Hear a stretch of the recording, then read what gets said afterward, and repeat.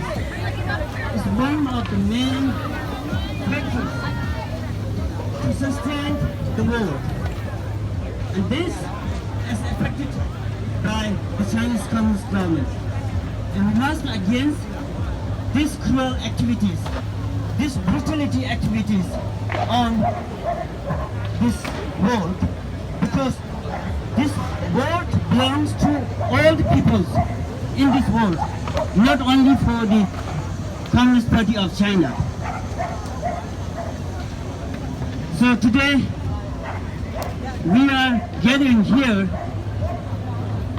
and starting to stand against the Chinese brutalities and to restore the independence for the countries who has lost our freedoms, rights, and all the resources. Today I'm just seeing here different types of beautiful flags which belongs to a very nations in the starting onwards. And especially happy and pleasure to seeing the young activists coming from all the countries, all the captive nations, all the countries of captive nations. As Tibetans, I just would like to narrate some points on Tibet. Until 1949, Tibet was an independent Buddhist nation which had a little contact with the rest of the world. It existed as a rich culture storehouse of Mahayana and Vajrayana teachings of Buddhism. Religion was a unifying theme among the Tibetans, as was their own language, literatures, arts, and worldview developed by living at high altitude under harsh conditions in a balance with their environment. The Dalai Lama, an individual said to be an incarnation of Buddha of compassion, have been both a political and spiritual leaders of the country. The current Dalai Lama, the 14th, was only 24 years old when this all came into end in 1959.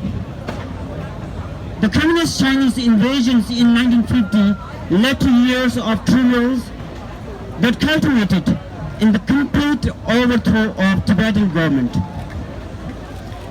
Since that time, over millions of Tibetans has been killed with the Chinese policy of resettlement of Chinese to the Tibet.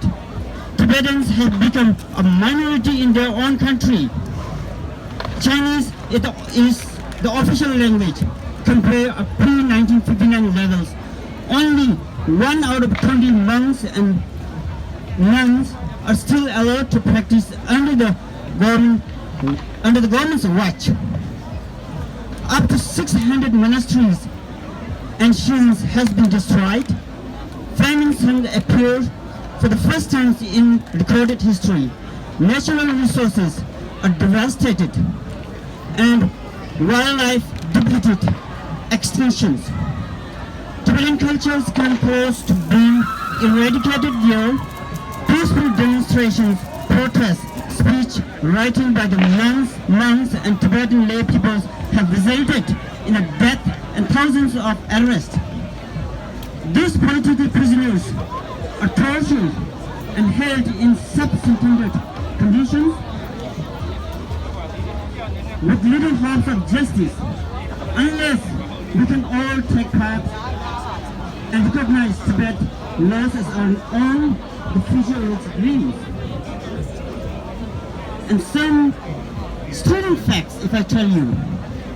The peaceful Buddhist countries of Tibet was invaded by Chinese in 1949. Since that time, over 1.2 million out of 6 million Tibetans has been killed. Over 6,000 monasteries have been destroyed, and thousands of Tibetans have been imprisoned. In Tibet today, there is no freedom of speech, religions, or press, and instead arbitrary dissent continues. The Dalai Lama, Tibet's political and spiritual leaders, flew to India in 1959.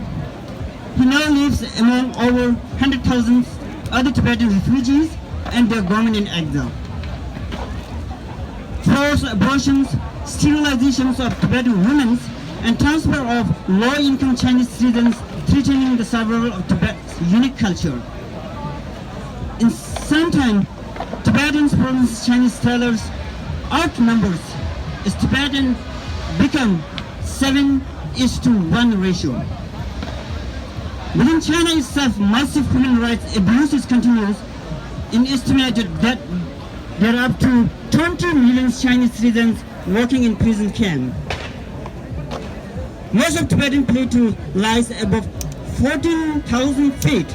Tibet is the source of 5 Asian greatest rivers, which over 2 billion people depends upon. Since 1959, the Chinese government estimated that they have removed over $54 billion worth of timbers. Over 80% of their forest has been destroyed, and large amounts of nuclear and toxic waste have been disposed into Tibet.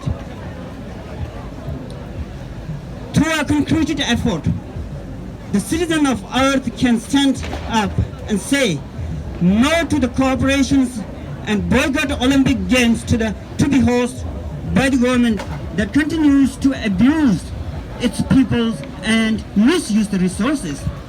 The struggle in Tibet are the symbolic for every human rights struggle. So please get involved. There is only a limited time left for us until there will longer be a Tibet to save. Besides that, China also has the responsible of this global breakout of coronavirus that kills over 4 billion globally and 621,000 in the United States alone. So we must stand together and give objections to Beijing Olympic, Chinese Belt Road and Initiative. We must fight for independence of the country with the status of captive nations. So boycott Beijing Olympic. Boycott Beijing Olympic! Boycott Beijing Olympic. Boycott Beijing Olympic! Because any game is supposed to be hosted by a country that respect the human rights, that respect the dignity of the religious freedoms.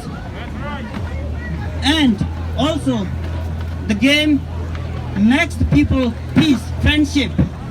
But hosting a game, international game, is in a country where there's no human right, where there's no religious right, no value for any kinds of right, is unworthy. Therefore, we should stand up together and against to hosting for this Beijing Olympic, and we must put force to relocate this game. Should be in a country where there is every kind of rights.